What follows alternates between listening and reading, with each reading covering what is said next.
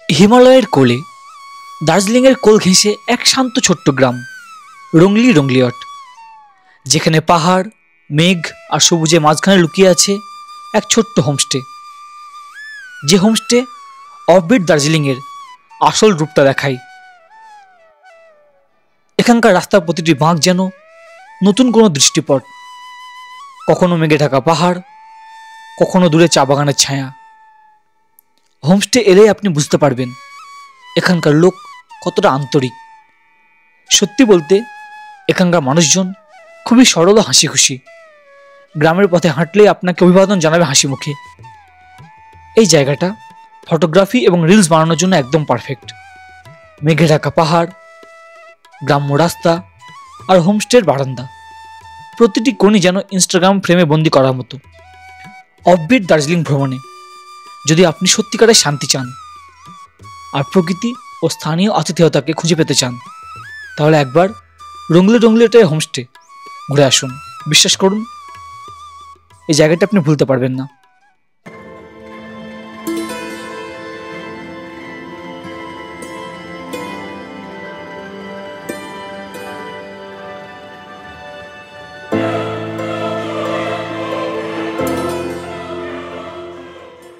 এখন ঘড়িতে সময় দুপুর 2টো।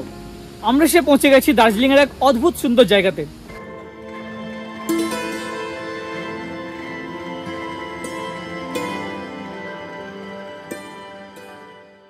দারুণ জায়গা, প্রথম ঝলকেই এই অপূর্ব মনোরম প্রকৃতি এবং চা বাগানের মধ্য দিয়ে আসা দারুণ। এবং রংলি জিম্বাদুরার এই যে একেবারে রাস্তার উপরে হচ্ছে আমাদের হোমস্টে, মেঘবালিকা সন্দীপ হোমস্টে। হাই, क्या नाम है तुम्हारा? नुमा सुब्बा। कैसे हो? ঠিক হো? বাই। একেবারে রাস্তা থেকেই এই যে সিঁড়িপথ, এই সিঁড়িপথে উঠে যেতে হবে রুমের জন্য। এই সিঁড়িপথে উঠে আসার পরে প্রথম রুমটি আমাদের জন্য বরাদ্দ। এই দেখুন বিস্তর রুম। রুমের অ্যাম্বিয়েন্স বেশ সুন্দর। রুমে আছে একাধিক double bed, queen size bed, দুজন অনায়াসে শেয়ার করে থাকা যায়। এপাশেও একই রকম পরিকাঠামো এবং রুমটি বেশ গোছানো, পরিষ্কার পরিচ্ছন্ন। এপাশে দেখতে পাচ্ছি সোফা কাম বেড আছে একটি। এখানে সিঙ্গেল একজন হলে কিন্তু থাকা যায় এবং বসে আড্ডাও মারা যায়।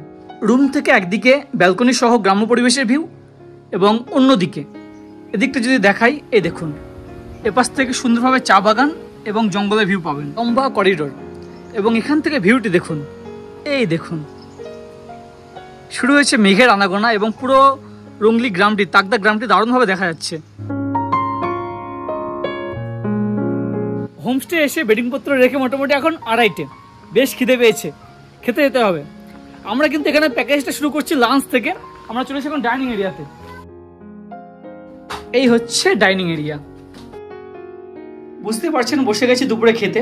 আজকে খাবারে আছে ভাত, এর সঙ্গে আলু ভেন্ডির একটা তরকারি বা ঢাঁড়সের তরকারি বলতে পারেন, ভাজা যেটি, তার সঙ্গে পাঁপড় ভাজা, এর সঙ্গে আলু সয়াবিনের তরকারি এবং আন্ডা কারি, ডাল এবং সালাড।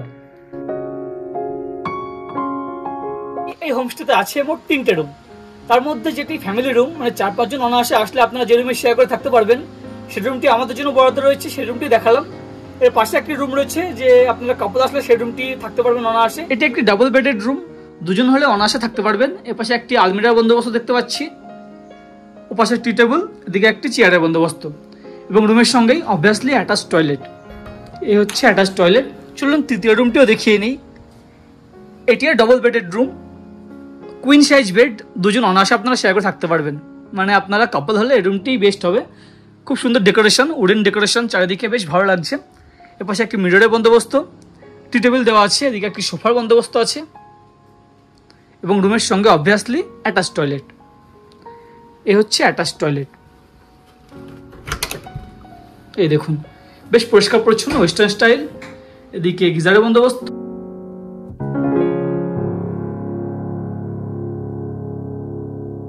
এই রংলির ওয়েদারটা আজ একটু অন্যরকম, বেশ মায়াবী। এই যে করিডোর, এখান থেকে বাইরের পরিবেশ দেখতে দেখতে সময়টা অতিবাহিত হলো। সন্ধ্যার পর থেকে শুরু হয়েছে রীতিমতো বৃষ্টি, এখনো চলছে সেই বৃষ্টি।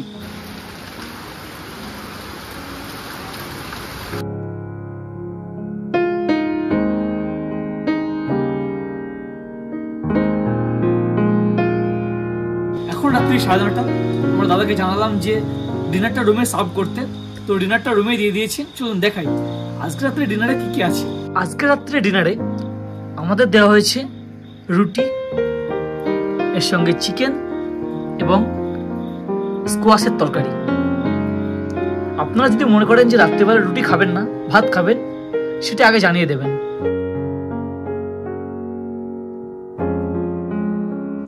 রংলিয়ট থেকে আবার একটা নতুন সকালে আপনাকে স্বাগতম। অ্যাকচুয়ালি সকাল কি দুপুর কি বিকেল বাইরে তাকিয়ে বোঝা মুশকিল।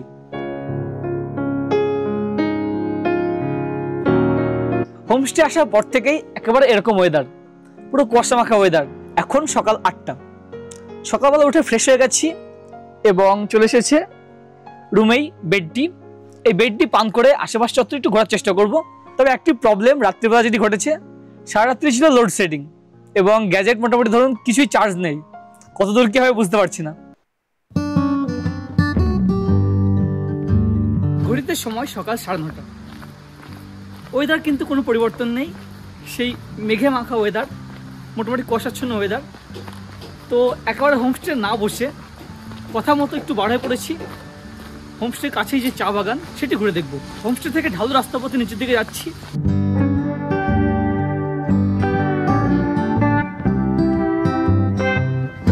এই দেখুন রংলিয়ট টি স্ট্রিটে চাতলার কাজ চলছে।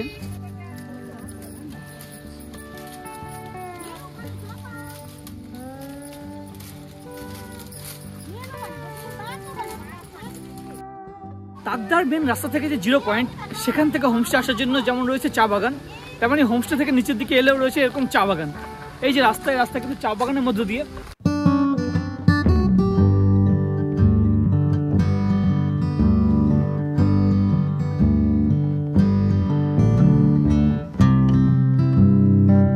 এখানে এসে এটাই বোঝার, ওয়েদার যেমনই হোক না কেন জীবিকার কাছে কিন্তু সবকিছু হার মেনে যায়, সে আমাদের প্লেনে হোক বা পাহাড়ে।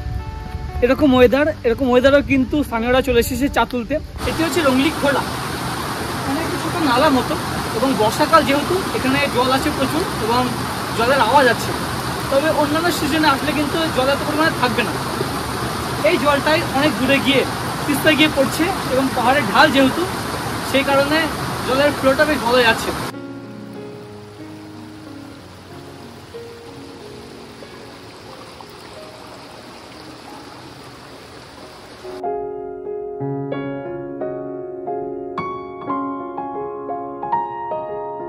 হোমস্টের পাশে এই যে চা বাগান, এই চা বাগানে এসে এই যে দৃশ্য, এটা দেখতে দেখতে আপনার অনেকটাই সময় অতিবাহিত হবে।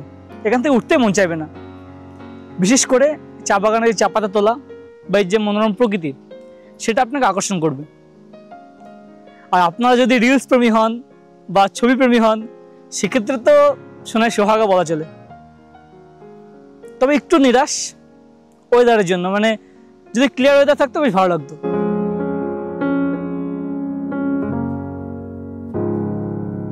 এখন ব্রেকফাস্ট টাইম। সকালে ব্রেকফাস্টে আমাদের দিয়েছে রুটি, একটি আলুর তরকারি এবং সাথে ডিম সিদ্ধ। ওয়েদার কিন্তু কোনো পরিবর্তন নেই, সে একই রকম রয়ে গেছে। হোমস্টে করিডোর থেকে কিন্তু সামনে এই দেখুন বাড়িঘরগুলো ঠিকঠাক দেখা যাচ্ছে না।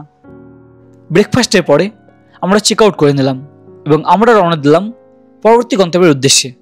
আজ তবে এই পর্যন্তই। এই হোমস্টের সমস্ত বুকিং নাম্বার, খরচই বা কত, আপনারা কীভাবে পৌঁছবেন, সমস্ত ডিটেলস আমি ডিসক্রিপশনে দিয়ে রাখলাম। সাথে থাকুন, দেখতে থাকুন। চ্যানেলটা এখন সাবস্ক্রাইব না করে থাকলে আজই সাবস্ক্রাইব করুন। অনেক ধন্যবাদ।